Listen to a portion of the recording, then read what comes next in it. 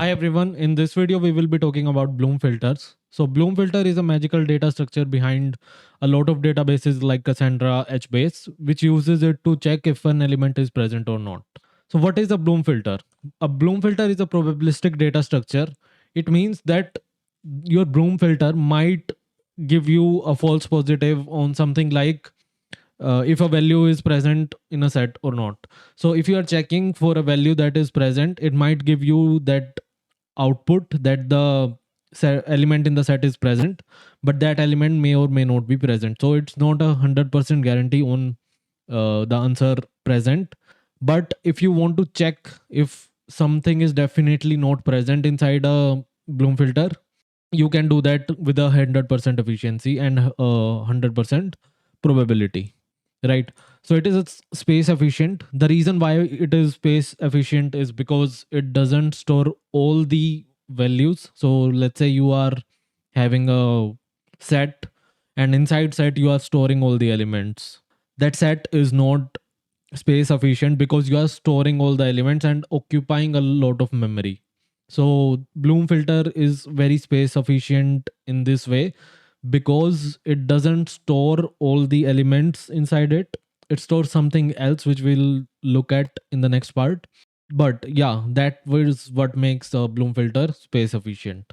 It is mostly used to test if a value is not present or maybe present, right? So one of the use case that is very common for a Bloom filter would be checking if a username is present inside your database or not. If it is not present, and by the way, you can give not present as I told in the first point with 100% accuracy.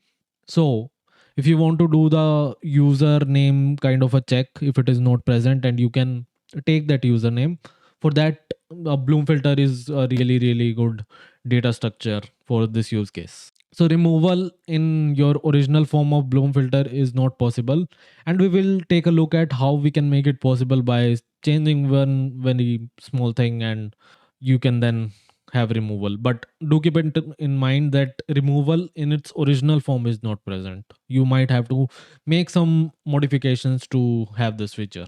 How it works is something like this. This is your Bloom filter.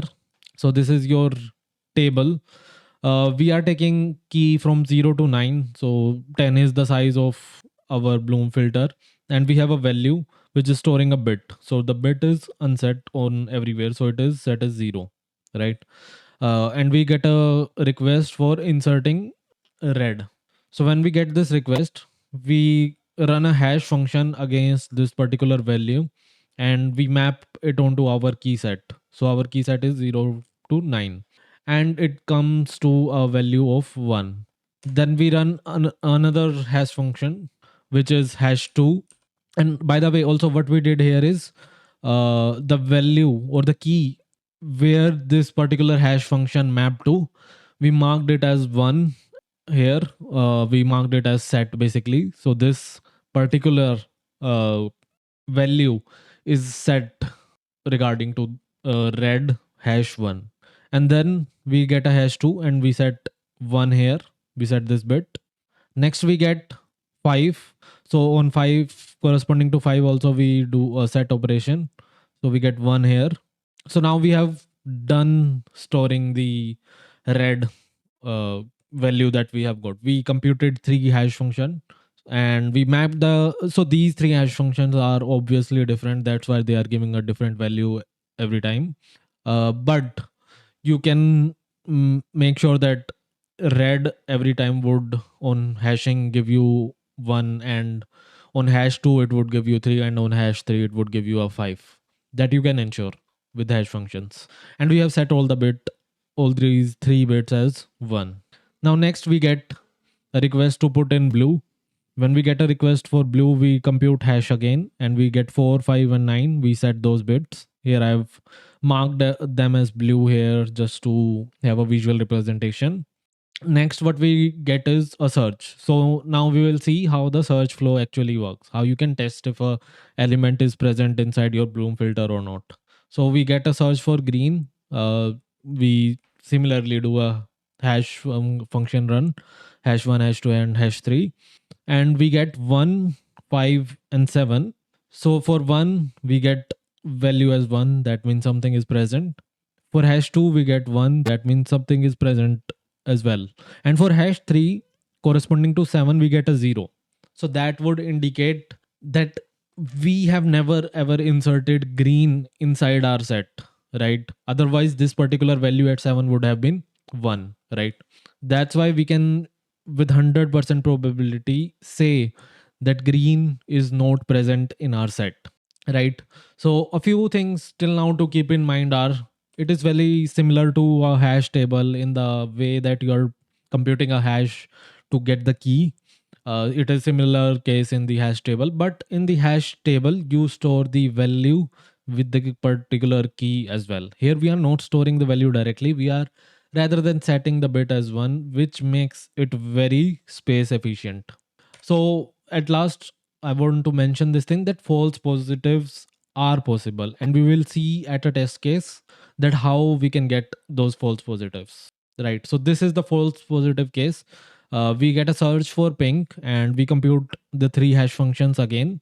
For hash one, hash two, and hash three, we get it by the value 3, 5, and 9. So 3 is marked by red, 4 and 5 is marked by red and blue both because there could be a collision, and 9 is marked by 1 or blue, right? So in this case, if we get these three value, we would say that the element may be present inside our Bloom filter. So this is a false positive, of course, because pink was never ever inserted in our Bloom filter, and we are getting that it is present in the set. Now coming on to the next part. So as you might remember that I mentioned that removal of an element is not present, because how are you going to remove anything from here? If you want to remove blue, you would mark this bit as 0, but that would like set the bit at 5 as 0 as well, but red is already present there, so you can't directly remove any element from your Bloom filter. For that we have counting Bloom filter. So what happens here is we increase the count at the hash position. So till now we were just setting the count as 1 or just setting the bit. Now we don't have a bit there, we have an integer value, and we will increment the count as soon as we have a hash function that points to that particular key. So this would allow us to remove any element, and we will see it how we can do it in the upcoming slides. Slightly less space efficient, and the reason why I say that is because before this it was just a bit we were setting to 0 or 1. Now it's an integer, it is taking 4 bytes or 8 bytes depending upon the system. As a result, it has become slightly less space efficient, but still very much space efficient from using a set or a hash set. How this counting Bloom filter works is something like this. You want to remove blue here. So blue is being pointed by 4, 5, and 9. So here we have blue, 4, 5, and 9, these three hash functions.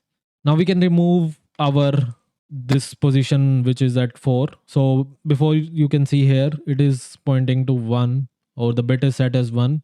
Now the bit is changed to 0. On the next, we change for 5. The bit was set as 2, and now it is changed to 1. Now we want to remove this last bit. So it is set as 1, and now we change it to 0. Now we only have red. That's why it is marked by 1. So the count now is 1, 1, and 1 for 1, 3, and 5 position.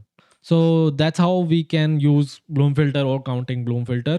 If you have any doubts, do comment in the comment section. And thanks a lot for watching. Do subscribe to my channel. Thank you.